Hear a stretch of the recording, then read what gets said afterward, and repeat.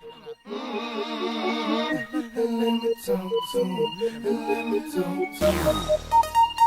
rain. Come on. Shoulda had them apple bottom jean boots with the fur. The whole club was looking at her. She hit the floor. Next thing you know, shoulda got low.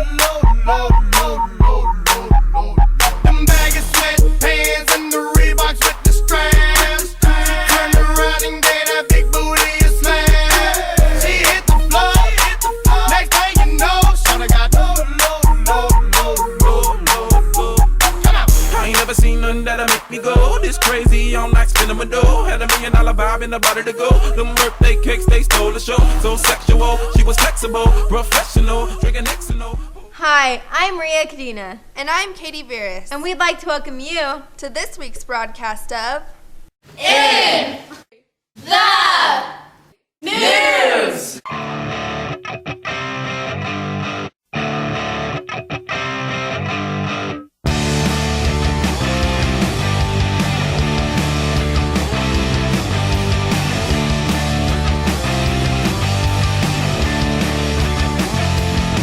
We take a walk, 1, 2, to the sniff perfume and it smells so nice.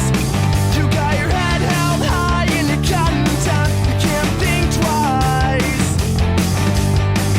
This thing's about to take off. Hey, get up, get closer. I'm not out. Along with the Sadie Hawkins Dance and Migrant Speech and Debate Tournament that occur annually is the Peer Educators HIV and AIDS presentations. This program is led up by the Safe and Drug-Free Schools organization that trains responsible high school students to relay the message of abstinence and avoiding the contraction of an STD.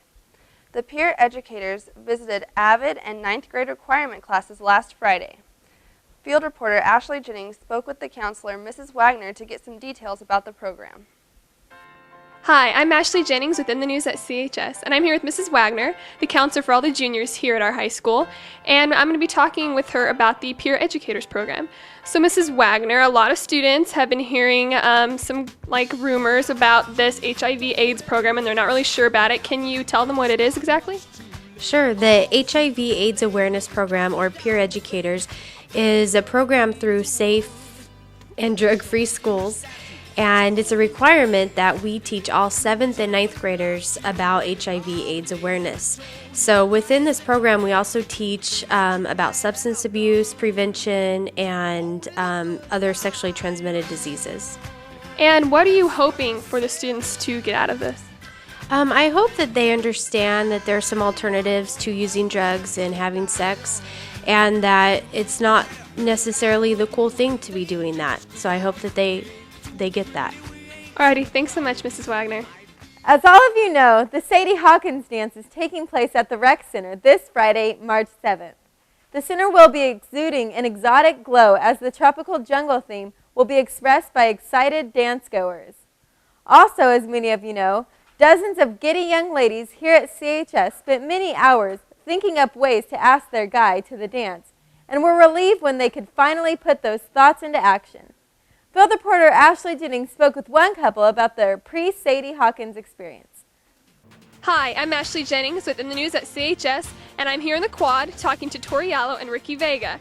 Tori ended up asking Ricky to the Sadie Hawkins dance this Friday, and I'm just here to get the scoop on how she asked him and how he felt about it. So Tori, can you tell everybody what you did? I took 6 tennis balls and I wrote a word and sent it to him each period saying, "Will you go to Sadie's with?" And then 7th period, I put a bunch of arrows out and he had to follow them into the green room in the auditorium where I was. And I was the 7th tennis ball with a shirt that said me. That's pretty cute. Ricky, what did you think of it? I thought it was really cool because first period I got a random ball and I had no idea what it was about up until 7th period. So you're pretty excited to be going to Sadie's with this guy? Yeah, it'll be fun. And Ricky, I need to ask you, what do you think about girls asking guys to dances? Because they do it a lot nowadays, not just during Sadie Hawkins. I think that's kind of cool. And what about you, Tori? I think sometimes we have to because guys aren't really, they're kind of chicken these days, so we have to ask them. Alrighty, thanks you guys. Hope you have fun. Back to you. Despite popular belief, football and track and field athletes are not the only students capable of bestowing pride upon Coalinga High. The Migrant Speech and Debate team is full of knowledgeable and courageous high schoolers willing to debate various topics in a competitive manner. Last year, the team won second place and is looking forward to this year's competitions during May 2nd through the 4th with high hopes. Ashley Jennings spoke with Ms. Ortega, an advisor for the team, to get some information about the tournament. Hi, I'm Ashley Jennings with In the News at CHS, and I'm here with Miss Ortega, a migrant instructional aide here at our high school. And I'm going to be talking with her about the Migrant Speech and Debate Tournament that's coming up pretty soon. So, Miss Ortega, what exactly is this debate tournament? This Migrant Speech and Debate Tournament takes place in Ventura, California. It will be taking place May 2nd through the 4th, the first weekend in May.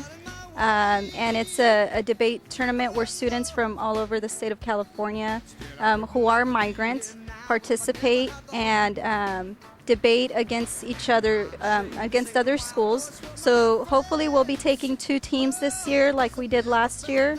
Last year we came in second place with our Spanish team, and we hope to do well this year once again. I mean, you were telling me that there are a couple topics. Would you mind reading them off for us?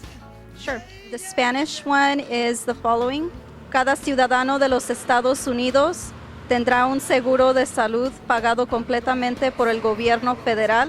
And the English is all Latinos will have equal access to all levels of education. And so once these students are given the topics, they have to immediately respond? Well, we want to start as soon as possible. We usually stay after school and prepare our students for this debate. And I was hearing that this is going to be the same weekend of prom. Do you think that's going to cause any kinds of conflict? I thought it would, but actually we've had a good response. There's students that were not planning to go to prom, so that was a good thing for them to get involved with. Alrighty, thanks so much, Miss Ortega, and we hope you guys can come back with first place this year. Thank you.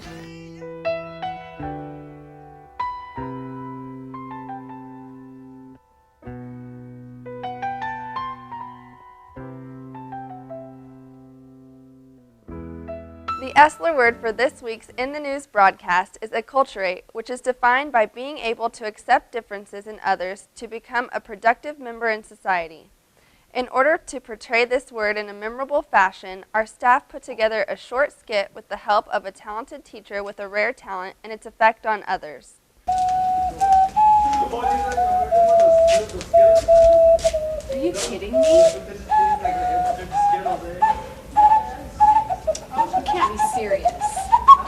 Wow, Mr. Sprague, that's great. Hey, thanks. Where'd you learn how to do that? How do you do that? I don't know. Yeah, you just kind of put your hands together like this and real softly. That's awesome. You hear that? Isn't You don't that like good? that? What's That wrong is with kind it? of cool. I wish I could do it Well, too. put your hands together. I'll show you how to do it. Just like this. Like this. Cup them together. Bend your thumbs a little bit. That is really awesome. Wow. That's great. That's awesome. Thank you.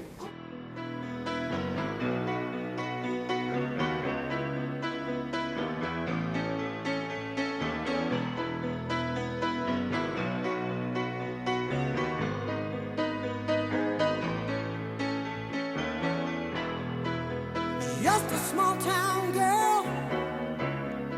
Now let's head on over to Kurt Schultz. For this week's Horntoad Highlights.